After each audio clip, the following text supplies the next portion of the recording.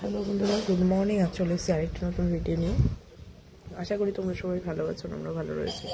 তো আজকে হলো কি রোববার, আর আমার গলার অবস্থা খুবই খারাপ, ভার হয়ে আছে গলাটা।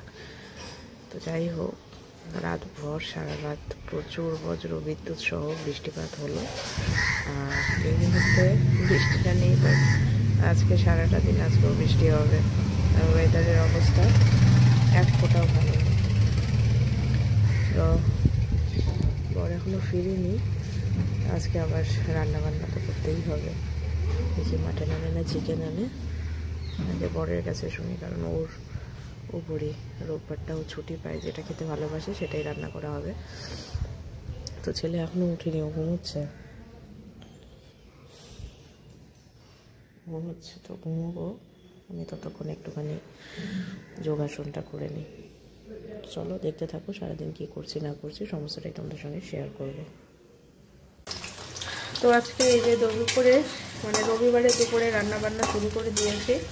তো করবো হচ্ছে মাটন। তো এই যে আলুগুলোকে আগে ভালো করে ভেজে নিই, আর এদিকে মাংসটাকে আমি ম্যারিনেট করে রেখেছি, চর্বিটাকে উপরে রেখেছি।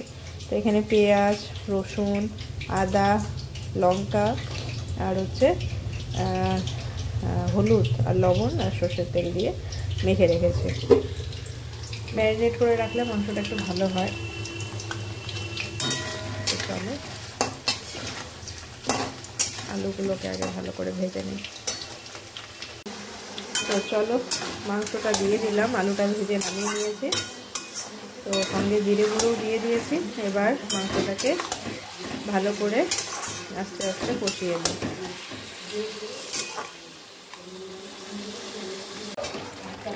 তো মাংসটা কষানো চলছে, আর এই যে গোটা রসুনগুলো আমি দিয়ে দিলাম। ভালো করে এখনও কষানো অনেক বাকি। মাংসতে এখনও কোনো জল দেইনি, মাংস থেকে যে জলটা বেরিয়েছে ওটা দিয়েই মাংস হাফ সেদ্ধ হয়ে গেছে। ঢেকে ঢেকে করছি হালকা আছে। চলো ঢেকে দিই।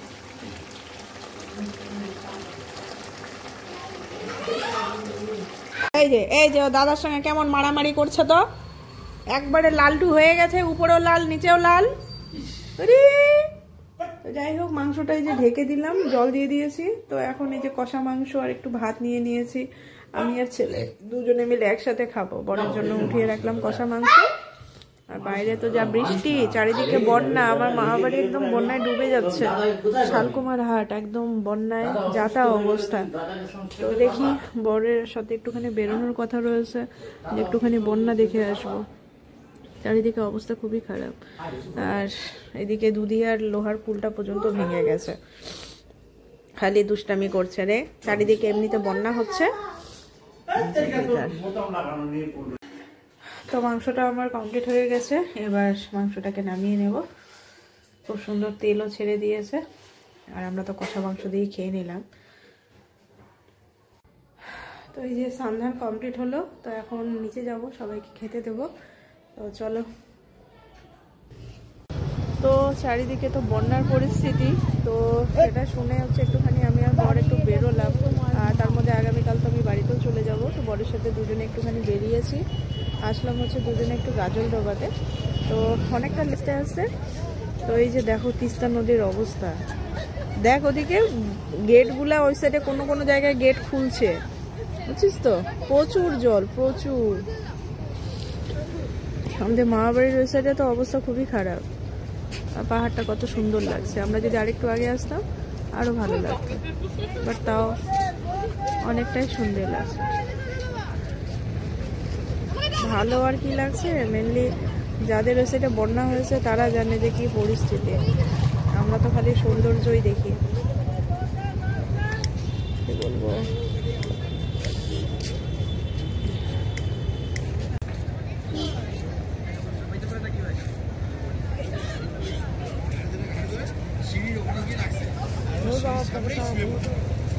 দাঁড়াও 1 মিনিট,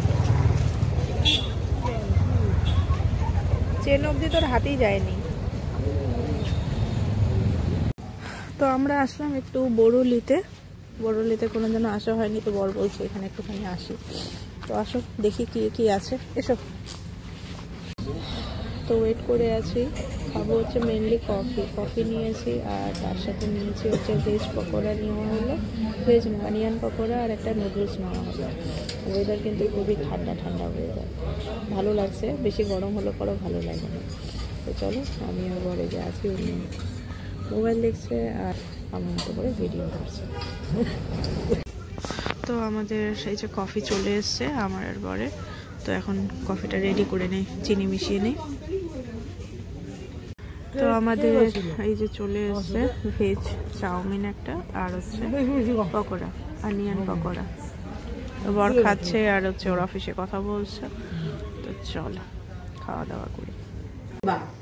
আমরা এই যে বাড়িতে বলে কি হলো, তো ওর জন্য একটা জুতো নিয়ে আসলাম ঘরে পরার জন্য। তো জুতাটা, হ্যাঁ মোজা পরে পরবা। প্রথমে নিয়ে আসলাম একটা জুতা, ওটা ছোট হলো, তারপর চেঞ্জ করে আনলাম। তো এটা এখন একটু বড় হয়েছে। হ্যাঁ, ঘরে পরার জুতো। এটা 11 নম্বর আনলাম, 11। ওর শুটা হচ্ছে 11 নম্বরের।